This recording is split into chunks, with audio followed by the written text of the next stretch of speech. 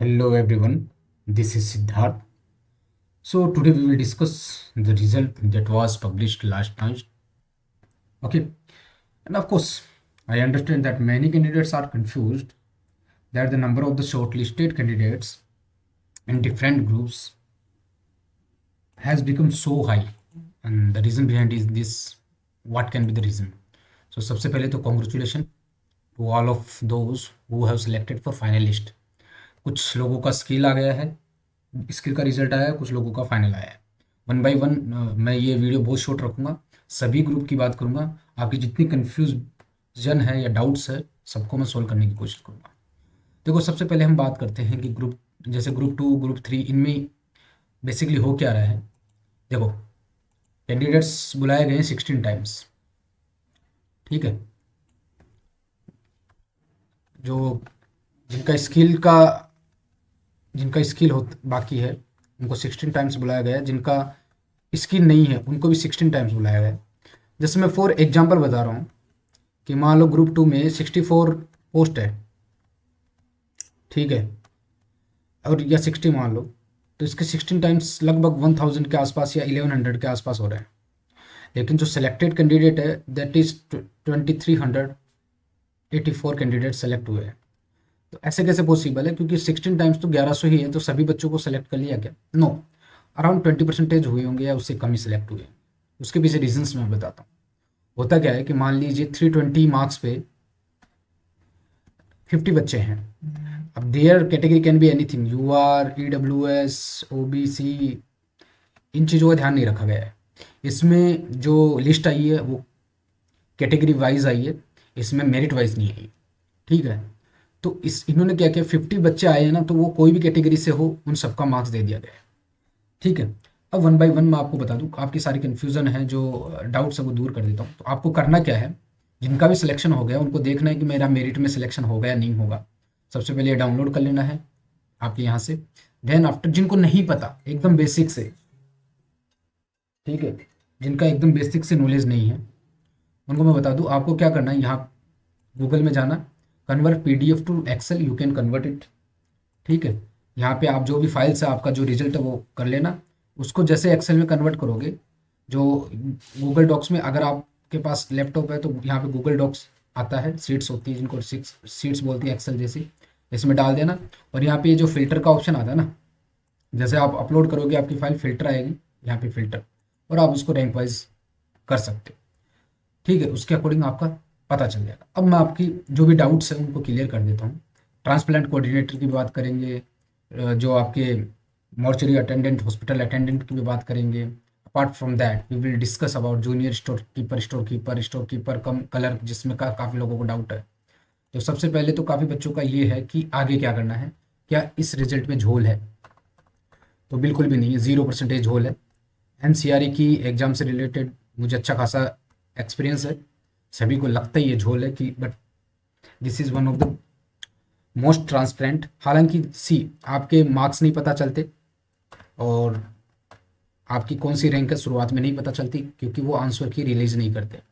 तो अब क्या है, देखो सबसे पहले हम बात करते हैं जिनका फाइनल रिजल्ट है ये, ठीक है, यानी कि जिनका स्किल नहीं है उनको फर्दर क्या करना है। देखो जिनका स्किल नहीं है तो उनका 16 टाइम्स लोगों का रिजल्ट आ चुका है। अब मैं फॉर एग्जांपल लेता हूँ कि जस्ट इमेजिन की स्टोर कीपर की बात करते हैं, क्योंकि इनका फाइनल रिजल्ट है, इसके बाद इनका कोई स्किल तो है नहीं। तो स्टोर कीपर में मान लो कि 152 आपकी पोस्ट थी, तो इसके 16 टाइम्स लोगों को बुलाया होगा, लेकिन इतने लोगों को नहीं बुलाया गया। इसके पीछे रीज़न ये है कि स्टोर कीपर का जो रिजल्ट है दैट वाज, मतलब जो पेपर था that was one of the toughest paper ever happen in NCRE. तो जो लोग मैक्सिमम लोग मिनिमम कट ऑफ भी क्लियर नहीं कर पाए, ठीक है। तो इसमें क्या करना है, जैसे इसमें एस के सी और एस के ये सब के बेसिस पे क्या करना है, आपको सेग्रीगेट करना है। और यूआर की मान लो कि आपकी 80 लोग हैं, यूआर की 80 पोस्ट है, तो टॉप 80 जो रैंक वाले हैं उनकी कोई भी कैटेगरी हो, चाहे ईडब्ल्यूएस हो, ओबीसी हो, एससी एसटी हो, या चाहे पीडब्ल्यूबीडी, वो तो यूआर में आ जाएंगे। और उसके बाद में जितने भी लोग, जैसे मान लो 20 ओबीसी में पोस्ट है, तो उसके बाद में 80 के बाद में 81 से स्टार्ट करना है आपको। 81 से लेके लास्ट तक जितने भी लोग टॉप 20 ओबीसी में हैं उनका सिलेक्शन हो रहा है। ठीक है, ऐसे स्टोर कीपर में हॉस्पिटल अटेंडेंट। अब स्टोर कीपर की मैं पहले बता दूं, पहले बता दिया था मैंने जो रैंक प्रेडिक्ट किया था, and I have also put in my group if you can see. और जो मैंने बताया था अकॉर्डिंग टू दैट कि हो गया है। ठीक है, मैं जो बताया था, काफ़ी लोग बोल रहे थे कि स्टोर कीपर की जो रैंक जाएगी दैट विल बी अराउंड, जो मेरिट जाएगी दैट विल बी अराउंड 85। ऐसा कुछ नहीं हुआ। मैंने पहले बोला था कि 62 से और 58 से 62 के नीचे ही रहेगी, और इवन दो 50 प्लस वाले भी होप कर सकते हैं। तो इस तरह से आपको देखना है। हॉस्पिटल अटेंडेंस की भी ऐसे बोल रहे हैं कि 360 के आसपास गई है, तो ऑफकोर्स 360 के आसपास गई है और इसमें कोई झोल नहीं है। काफ़ी बच्चों का सिलेक्शन नहीं हुआ जिनका। अब इसके बाद क्या आएगी, अभी आपकी जो 31 जनवरी को आपका प्रेफरेंस लिस्ट आएगी। ठीक है, जिनका स्किल है उनकी बात करेंगे। प्रेफरेंस लिस्ट आएगी। अब इस प्रेफरेंस लिस्ट में आपके पास जितनी भी इंस्टीट्यूट है वो भरने के लिए बोले जाएंगे, जिनके लिए जैसे मान लो आप SKSCC हो और जहाँ पे स्टोर कीपर कम क्लर्क की पोस्ट है, उन वही लिस्ट आपको, एलिजिबल लिस्ट आपको दिखाई देगी और उसमें ही आप प्रेफरेंस भर सकते हो। मान लो आपकी कुछ एलिजिबिलिटी या फिर आपके डिप्लोमा का इशू आ रहा है, अगर वो नहीं है तो आपके पास वो लिस्ट ही नहीं दिखाई देगी। Getting my point. तो 31 से लेके 9 ऑफ फरवरी में भी आप चेक कर लेना। इसके भी 31 को आपका प्रेफरेंस आ जाएगा। 6-7 दिन में आप भर देना और अपलोड कर देना। नाउ फर्दर उसके बाद में क्या होगा, अबाउट उसका जो 15 to 20 डेज के अंदर अंदर आपका अलॉटमेंट आ जाएगा। ठीक है, अब जिनका नहीं हुआ उनको क्या करना है, जिनका नहीं हुआ वो नेक्स्ट फर्दर प्रिपरेशन करो। ये फाइनल लिस्ट थी आपकी। ठीक है, अब जो लिस्ट आएगी वो सिर्फ प्रेफरेंस के बाद वालों की लिस्ट आएगी। ठीक है, और उसमें आपका अलॉटमेंट आ जाएगा इंस्टीट्यूट का। ठीक है, नेक्स्ट की प्रिपरेशन करो। जिनका हो गया कॉन्ग्रेचुलेशन, जिनका नहीं हुआ इट्स ओके, कोई दिक्कत नहीं। नेक्स्ट आ रही है मार्च में या मई में। Now we will talk about those जिसमें स्किल टेस्ट है। अब बात करते हैं कि स्किल टेस्ट को लेकर ना काफ़ी बच्चे कन्फ्यूज है कि सर मेरी 16 टाइम्स कैंडिडेट्स में, मतलब जैसे मान लो हम we are talking about majorly group 2 and 3। ठीक है, इसमें क्या है कि 16 टाइम्स कैंडिडेट्स में अगर आपका नाम आ गया है तो वेदर यू शुड गो और नॉट फॉर स्किल, तो आई रिकमेंड यू, अगर आप, जैसे मैंने पहले प्रेडिक्ट की थी मेरी रैंक, आप लोगों की जो रैंक प्रेडिक्ट कर दी थी कि आपको 228 तक बुला लेंगे यूआर के कैंडिडेट को, तो मुझे एक यूआर का कैंडिडेट मिल गया है जिसके 225 मार्क्स आ रहे हैं और उसको बुला लिया गया है। तो मेरी जो रैंक प्रेडिक्शन थी वो 95% एक्यूरेट थी कि 220 या 228 के बीच में बुला लेंगे। अब जो फाइनल कट ऑफ रहेगी मेरे हिसाब से 297 प्लस है। अगर आपके 297 प्लस मार्क्स नहीं बन रहे तो क्या आपको स्किल देने नहीं जाना चाहिए? तो एब्सोल्युटली जाना चाहिए। Yes, you must go. अगर आप फर्स्ट टाइमर हो और आपको एक्सपीरियंस लेना है एग्जाम का, स्किल का, क्यों लेना है मैं इसके पीछे रीज़न बता देता हूँ। सी प्रीवियस ईयर ये देखा गया है प्रीवियस पैटर्न में कि जो टॉपर्स थे जिनके 300 प्लस मार्क्स आ रहे हैं, जिनका सिलेक्शन होने के चांस है, उनमें मेजरली 40% बच्चे या 48% बच्चे फेल हुए हैं। एक्चुअली होता क्या है, स्किल में मार्क्स के बेसिस पे उन्होंने एनालिसिस किया होगा और मैक्सिमम लोगों का 11, 12, 14 इसके आसपास मार्क्स आए थे। प्रीवियस ईयर मैंने कुछ नोट्स प्रोवाइड करवाए थे, कुछ इंडिविजुअल ग्रुप में नहीं डाले थे, जिन्होंने मांगा तो उनको नोट्स दिया था और उसमें से 48, 47 मार्क्स तक आए थे और मेरे जितने भी कैंडिडेट्स जिन मेरे नोट्स पढ़ के गए थे उनके 34 से अबोव मार्क्स आए। अब ग्रुप 2 and 3 के लिए मैं स्किल की वीडियो ग्रुप 2 के लिए अपलोड कर चुका हूँ और आई कैन गारंटी यू, और नेक्स्ट फर्दर आज से आ जाएंगे, आई कैन गारंटी यू कि मेरे से बेस्ट अगर आपके पास कोई कंटेंट मिल जाएगा तो आप ग्रुप में आके सिर्फ शोर्स बता देना कि सर आपसे बेस्ट कंटेंट यहाँ पे मिल गया मुझे, तो मैं नेक्स्ट वीडियो नहीं लूँगा। ऐसे ग्रुप 3 के लिए मैं 1-2 वीडियो ले आऊँगा कि आपको कैसे अटेम्प्ट करने हैं। देन आफ्टर आपको मैं ग्रुप में प्रोवाइड करवा दूंगा और जो मैं प्रोवाइड करवाऊँगा आपको, ठीक है, PDF that will be enough for you, उसके बाहर कुछ नहीं है। ठीक है, वी विल डिस्कस अबाउट, इसमें लेटर भी आ जाएंगे और ऐसे भी आ जाएंगे। और मान लो कि आपको कैसे अटेम्प्ट करने कैसे नहीं। बात क्या है, ग्रुप 3 की बात बताऊँ। ग्रुप 3 में जितने कैंडिडेट्स हैं ना, जिनका भी सिलेक्शन हुआ है स्किल के लिए, आपको तो जाना ही चाहिए। मैं बता दूंगा सदर्न पार्ट से आएंगे क्यों जाना चाहिए। क्यों हमेशा 48% 2025 के जो सेकंड सीआरई में फेल हुए थे, और अराउंड लास्ट टाइम हुए थे 44%। इस बार ज़्यादा से ज़्यादा 40% हो सकते हैं, ठीक है, क्योंकि इम्प्रूवमेंट तो आ ही रहा है। जो टाइपिंग है that is one of the major issue और ऑब्स्टेकल फॉर यू। अब उस टाइपिंग को अगर आपको प्रैक्टिस करनी है तो एआर टाइपिंग से करो। टाइपिंग मित्रा ठीक है कर सकते हो, बट टाइपिंग मित्रा में क्या है ना कि आपको उसमें जो कैलकुलेशन इशू होता है ना, वो 100% इतना राइट नहीं जाता है, ठीक है। अगर आपको एमसीआरई के स्किल्स का जो एक्सपीरियंस लेना है, you can try AR typing, क्योंकि it is one of the toughest way to analysis the your typing speed.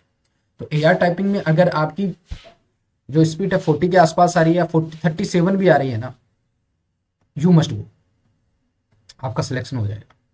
अगर नहीं आ रही है तो भी जाओ, क्योंकि बहुत लोग फेल हो सकते हैं, ठीक है। अब बात करते हैं वेटिंग लिस्ट आती है कि नहीं आती है। तो इस बार इंडिविजुअल एम्स पे डिपेंड करता है वो, ठीक है। अगर इंडिविजुअल एम्स वेटिंग लिस्ट देना चाहता है ना तो 100% आएगी। Getting my point now. अब बात करते हैं कि अब जो आपका है इसमें मिनिमम कट ऑफ जो किनका सिलेक्शन हुआ नहीं हुआ है, that is the another thing. क्या आपको स्किल के लिए 2 से 3 हज़ार रुपये खर्च करना जरूरी है? देखो, यू शुड गो, ये मेरा पर्सनल ओपिनियन है आपको। Getting my point. यहाँ जाने से आपको पता चलता है कि कंपटीशन कितना है, आपकी आंखें खुलेगी। एग्जाम का माहौल और घर का माहौल दैट इज इंटायरली डिफरेंट। अगर आप 1 से 2 बार पहले ट्राई कर चुके हो तो यू कैन स्किप। अगर आपको लग रहा है अगर कि मेरे कम मार्क्स पड़ सकते हैं, जो मैंने कट ऑफ बताई है उससे, ठीक है, मैंने जो कट ऑफ बताई है उससे अगर 10 मार्क्स भी कमा रहे हैं ना आपके, तो आप अपना ये लेके चलो कि आपके सिलेक्शन हो जाएगा। रीज़न बिहाइंड इट कि 2 से 3 क्वेश्चन डिलीट होते हैं, और जो मैंने आंसर की दी थी, ठीक है, मैंने आंसर की दी थी, वो जरूरी नहीं कि एमसीआरई मानेगी। दो मेरा जो आंसर की है मैंने आपको ऑथेंटिक सोर्स से ही आंसर बताए हैं, फिर भी 2 से 3 क्वेश्चन ऐसे होते हैं कि they can be up and down.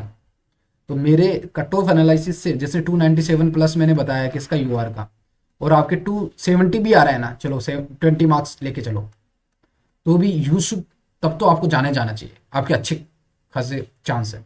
मान लो 240 वाला है बच्चा तो उसको भी जाना चाहिए फॉर स्किल के लिए। और अगर आप कैटेगरी में आते हो तो ऑफकोर्स ऑब्वियस सी बात है, यू शुड गो। अब जो ट्रांसप्लांट कोऑर्डिनेटर में क्या हुआ था, ट्रांसप्लांट कोऑर्डिनेटर में पहले प्रीवियस वीडियो में ये बताया था मैंने कि आपकी जो कट ऑफ है वो 345 प्लस ही रहेगी, और उसमें आप ऑब्वियस सी बात है 16 क्वेश्चन मार्क्स ऐड कर सकते हो। तो जो कट ऑफ रही है 362 के आसपास रही है। तो हमारा जो इसका भी कट ऑफ का एनालिसिस था लगभग सही है। और जो आपका हॉस्पिटल अटेंडेंट है, हॉस्पिटल अटेंडेंट का आपने लाइव में बताया था 357 प्लस, तो उसका भी कट ऑफ एनालिसिस लगभग सही रहा है। तो कट ऑफ एनालिसिस हमारा लगभग सही है, ठीक है। तो ये आपका रिजल्ट से रिलेटेड है।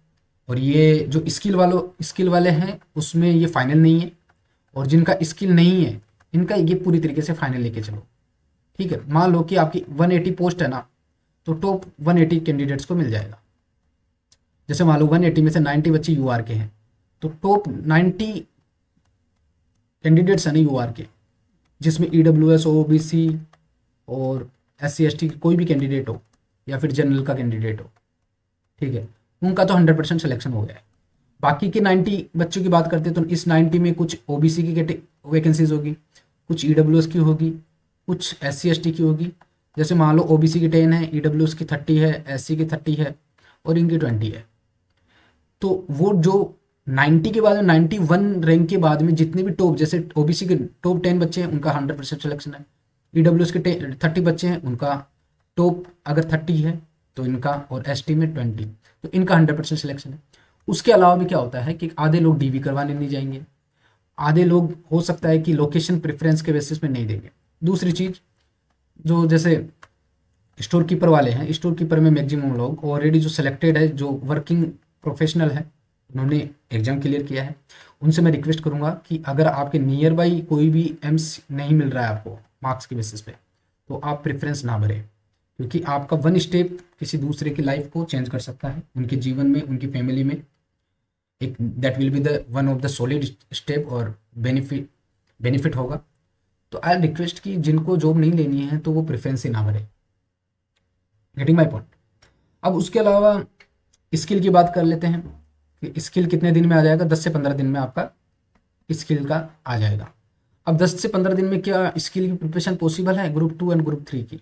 ऑफकोर्स 110%। मेरे जो वीडियो है ग्रुप 2 के लिए that will be the sufficient. उनके अलावा आपको कुछ भी नहीं देखने की जरूरत है, कुछ भी नहीं। सिर्फ मैं जो फॉर्मेट बता रहा हूँ और मैं जो पॉइंट्स बता रहा हूँ उसके आपको पूरी तरीके से स्टिक हो जाना है, पूरी तरीके से चिपक जाना है, उसको फॉलो करना है। भाई लास्ट ईयर सिर्फ मेरे पीडीएफ से 48 मार्क्स तक ला रहे हैं बच्चे। तो इतना मैं अब 100% श्योर हो गया हूँ कि जो मैं फॉर्मेट बता रहा हूँ उसी फॉर्मेट को आपको पूरी तरीके से फॉलो करना है। क्योंकि उसमें क्या होता है कि वो बोलेंगे आप जैसे अलग अलग की जो कीज़ है वो यूज़ नहीं कर सकते, और आपको लेफ्ट अलाइनमेंट में लिखना है और लेफ्ट अलाइनमेंट में लिख सकते हो आप। ठीक है, ओके। अब बात करते हैं कि साउथ इंडिया वालों को नॉर्थ इंडिया में दिल्ली में जाना चाहिए। अगर आपके अच्छे मार्क्स आ रहे हैं तो ऑफकोर्स जाना चाहिए, अदरवाइज ये आप पे डिपेंड करता है। ठीक है। अब जो अदर कैटेगरी के कैंडिडेट जिनका मेरिट में आया वो इसी लिस्ट में कंसिडर होंगे या आगे भी कोई फाइनल लिस्ट कंसिडर होंगे? देखो, प्रेफरेंस के बाद में आपका जो लोकेशन होगा ना, उसमें फिर आपकी मेरिट वाइज रैंक आएगी। इसमें तो आपकी एक साथ ये मेरिट वाइज रैंक नहीं है, ये जिन लोगों का सिलेक्शन हुआ है और जिनकी जो जो रैंक आई उसके अकॉर्डिंग दे दी है। जिनका इसकी नहीं उनकी बात करो। फाइनल जो मेरिट वाइज और एलोकेशन के साथ आएगी ना, वो मेरिट वाइज आएगी। दो उनका एनालिसिस आप अपने लेवल पे कर सकते हो। ठीक है। अब जिनका नहीं हुआ है सिलेक्शन तो उनको क्या करना चाहिए, अभी से प्रिपरेशन नेक्स्ट सीआरई की कर देनी चाहिए। प्रिपरेशन में लग जाओ। नेक्स्ट सीआरई आ रही है, कब आ रही है ये किसी को 100% श्योर नहीं है। जो आपको क्लेम कर रहे हैं वो सब गलत कर रहे हैं। ठीक है, किसी को भी नहीं है, इवन दो एम्स के डायरेक्टर को भी नहीं पता कि नेक्स्ट सीआरई कब आएगी।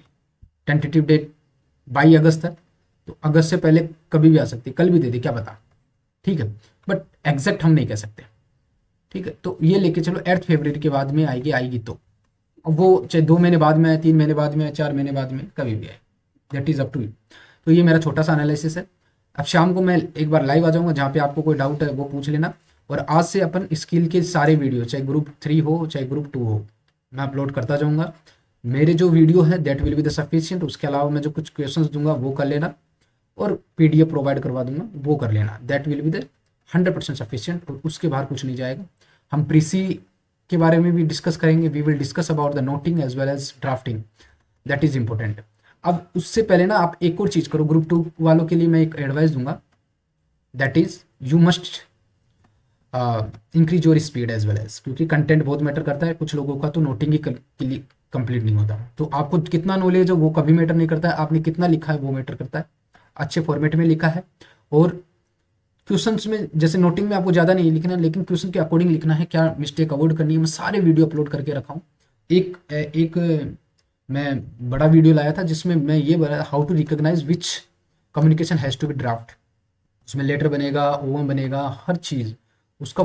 उससे बेस्ट वीडियो आपको इंटायर यूट्यूब या कहीं पे भी आपको, आप अगर पेड कोर्स भी लेके रखे हो ना, मेरा सब कुछ फ्री होता है भाई, कुछ भी नहीं है एक्सेप्ट बुक लोगे तो भाई उसका पैसा लगेगा, क्योंकि छपने के पैसे लगते हैं। बाकी की मैं जो यूट्यूब पे प्रोवाइड करवा रहा हूँ या कंटेंट प्रोवाइड करा रहा हूँ 100% फ्री है। मेरे टेलीग्राम ग्रुप में आप ऐड हो सकते हो। एक टेलीग्राम ग्रुप है, दूसरा टेलीग्राम ग्रुप है जहाँ पे सिर्फ आपको सिलेबस और पीडीएफ नोट्स वगैरह ये सब मिलते हैं। वो सब कुछ फ्री है, कुछ भी पेड नहीं है। सो आपको क्या करना चाहिए, अगर आपको कोई यूट्यूबर या टेलीग्राम ग्रुप में पैसे में कुछ चीज़ बेच रहा है तो मत लेना। मेरे से बेस्ट आपको कंटेंट कहीं नहीं मिलेगा। You can ask to each other, even though comment में भी आप बता सकते हो। तो आज का ये एनालिसिस है, रिजल्ट आ चुका है। अब आपके पास ज़्यादा टाइम नहीं है, आपको क्या करना है, धनाधन आपकी प्रिपरेशन जारी रखनी है और आज से लग जाना है कैसे भी करके। ठीक है। तो सभी लोगों को ऑल द बेस्ट। यहाँ पे आया है, आप अपने अपने कैटेगरी वाइज रिजल्ट एमसीआरई की पोर्टल पे दिखाई दे देगा। ग्रुप 3 का भी आ चुका है, 2 का भी आ चुका है, सारे लगभग ग्रुप का आ चुका था। काफ़ी बच्चे रात में डरे हुए थे कि भैया हमारा ट्रांसप्लांट कोऑर्डिनेटर का नहीं आया, 34 के बाद में अपलोड नहीं, मैंने बोल दिया था रात को ही कर देंगे और रात को कर दिया था। That is what it is all about this sessions. तो आज से आपके सारे वीडियो आ जाएंगे 2 से 3 दिन में। आपके जितने भी ग्रुप 2 के हैं वीडियो, ठीक है, ग्रुप 2 के वीडियो हैं वो मैं अपलोड कर दूंगा, ग्रुप 3 के भी अपलोड कर दूंगा। तो आप यहाँ से पढ़ लेना, और मैं जो पीडीएफ प्रोवाइड करूंगा that will be the enough. और मुझे आप बना के मेरे इंस्टाग्राम पे आप भेज देना, क्योंकि टेलीग्राम पे क्या होता है ना कि वो 1 मिनट टाइमर लगा होता है, तो आप भेजते हो मुझे कुछ दिखाई नहीं देता। लेकिन टेलीग्राम इंस्टा पे मैं जब भी मुझे टाइम मिलेगा तो मैं एनालिसिस करके बता दूंगा। काफ़ी लोगों को मैंने आंसर भी दिया है और उनको रिव्यू भी किया है, ठीक है। तो मेन चीज़ है चैनल सब्सक्राइब करना, लाइक करके कमेंट जरूर करना आपके कितने मार्क्स आए, ठीक है। और यहाँ पे मैं पोल बना दूंगा यूट्यूब पे, ताकि आपको पता चल जाए किसको कौन सा प्रेफरेंस लेना है जिनका स्किल हो गया।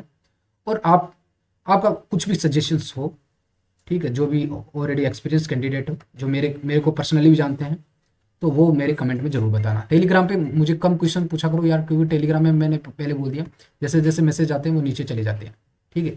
थाउजेंड्स ऑफ मैसेज आते हैं, मैं जवाब नहीं दे पाता, लेकिन आप सभी को जवाब देने की कोशिश करूंगा। कमेंट कर दिया करो, क्योंकि कमेंट मेरे को हाईलाइट हो जाते हैं। तो thank you for watching this video, और ऑल द बेस्ट एवरीवन। सभी लोग अच्छे से प्रिपरेशन करो और हम प्रिपेयर करवा करवा दूँ। Thank you.